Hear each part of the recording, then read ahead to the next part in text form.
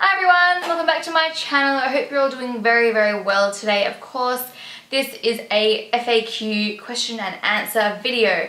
I don't like to do these too often because there are only so many questions you guys have for me, but I do like to do them when I feel like I need to address a question that is being asked a lot, or if I just feel like I need to address something that has been commented or talked about a lot. So I'm going to start off with the most obvious one, the question that I get asked the most recently and just the current topic of conversation amongst my photos, which would be my boyfriend. If you have been following me on Instagram recently, you would have seen many photos of him and I together, and some of me perving on him when he's half naked. Yep. So I know I haven't said his name or anything in all the posts.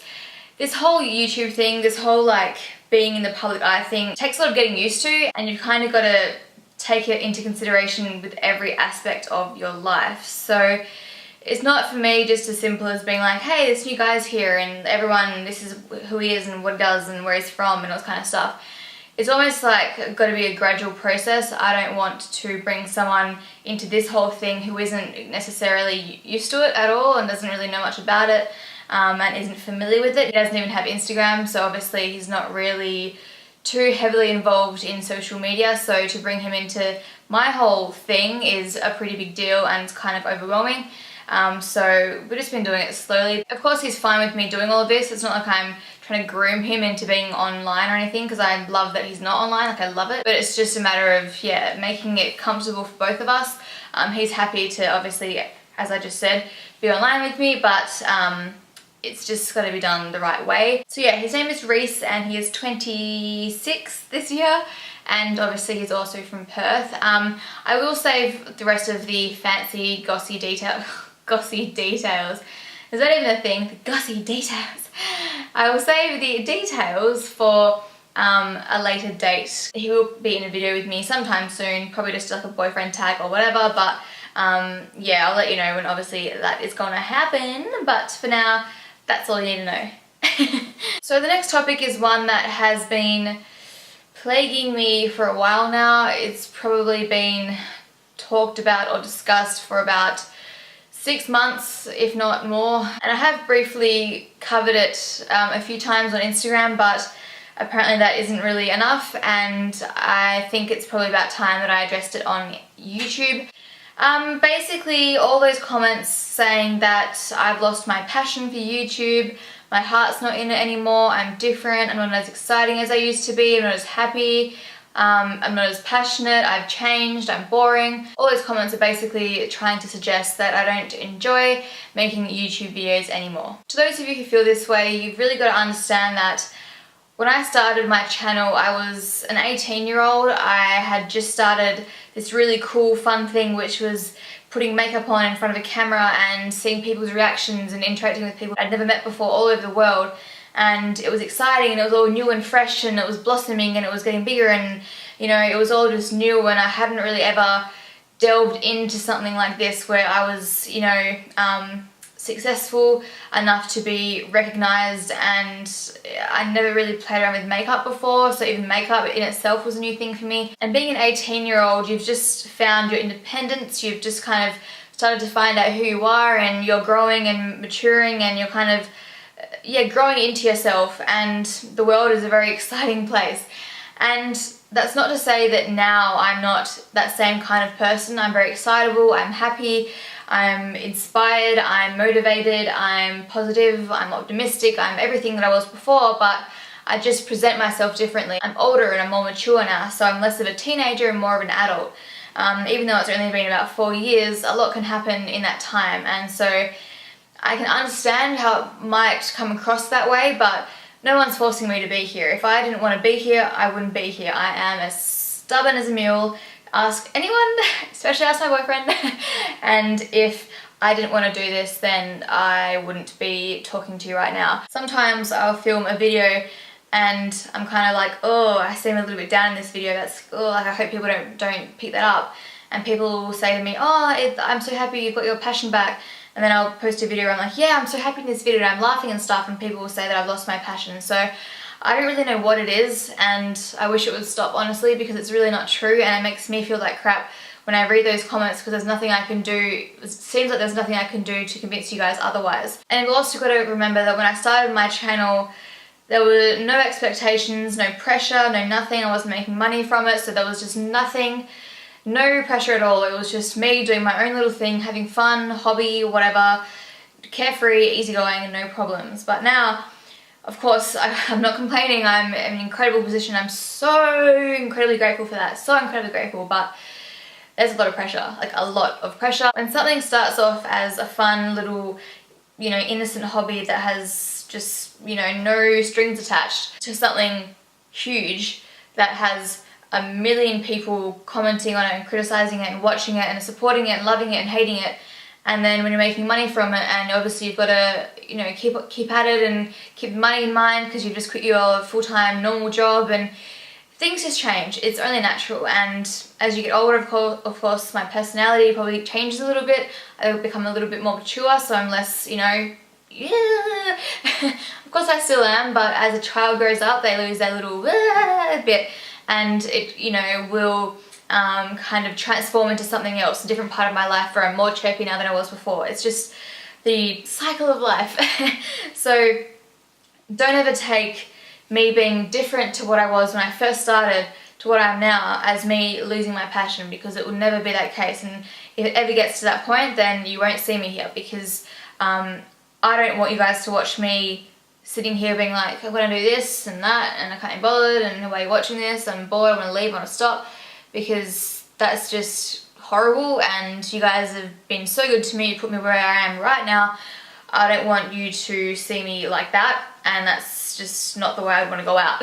If I have those thoughts, you will know. If I want to stop YouTube, you will know. You guys know that when I need to take a break from YouTube, I'll stop. Doesn't matter what anyone says. If I need a break, I'm going to stop. So the same goes. If I don't enjoy doing this anymore, doesn't matter what anyone can say I'll do, I'm not going to do it, because it's just not worth it. My happiness is more important than anything else, and so that always comes first. I hope that clears it up. I do the best I can, and it is disheartening when I'm trying to be positive and trying to be happy and trying to be, you know, chirpy and fun and silly and stuff, but then I'm constantly reading comments saying that I'm, you know, I've lost my passion and I'm dull and I'm boring and I've changed. I'm like, this is just who I am, and if you don't like that anymore, then that really sucks. But, you know, I'm not going to change who I am to accommodate anyone else's expectations or to live up to anyone else's expectations, because it comes down to the fact that I'm just a little bit different than I was before. The circumstances have changed, this whole thing has changed.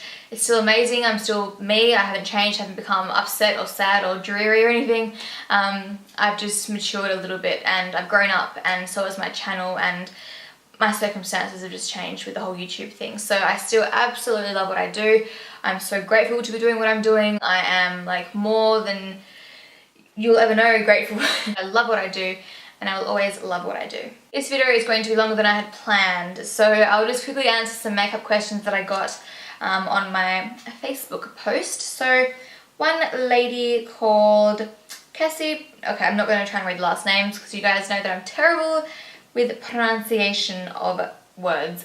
So, okay, Cassie says, how do you get your mascara to not smear or leave black under your bottom lashes? I have had this problem only when I do not set my under eye concealer with powder, which kind of sucks because sometimes I just want to slap on some foundation, run out the door, and then do my thing and not have to worry about powdering my whole entire face, because believe it or not, that does take a little bit longer and I cannot be bothered sometimes. So I honestly just found that normally it really does help if you powder properly underneath your eyes, even if you just want to powder there and nowhere else. If that doesn't seem to work, I would just suggest using waterproof mascara on your bottom lashes. I hate waterproof mascara, but it is very good at being waterproof, so that's probably my best advice. Erica asks how to deal with oily skin during the day while wearing makeup, crying face. I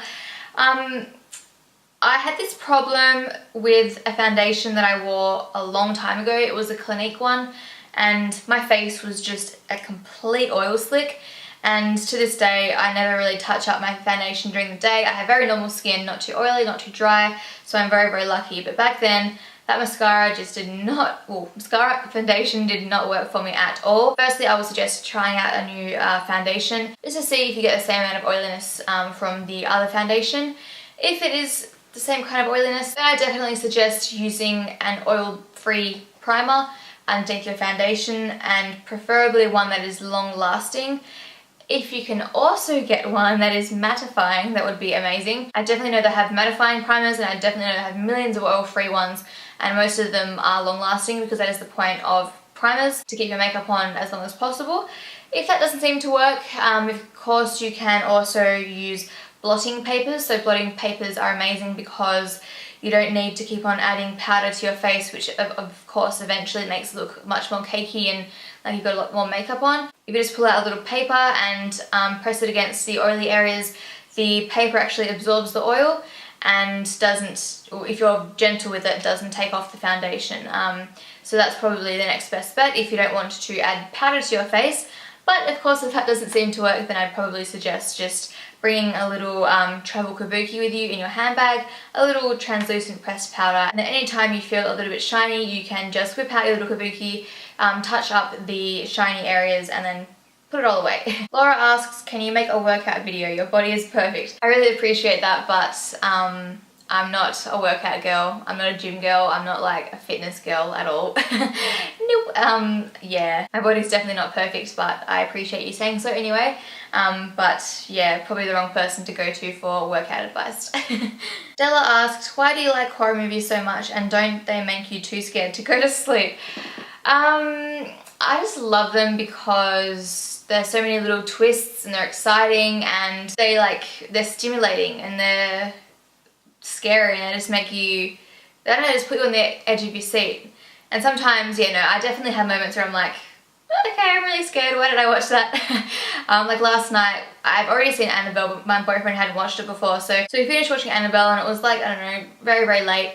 And so the living room's obviously near the kitchen, and so he had to get something out of the kitchen and turn the little fluorescent tubes underneath the cabinets on.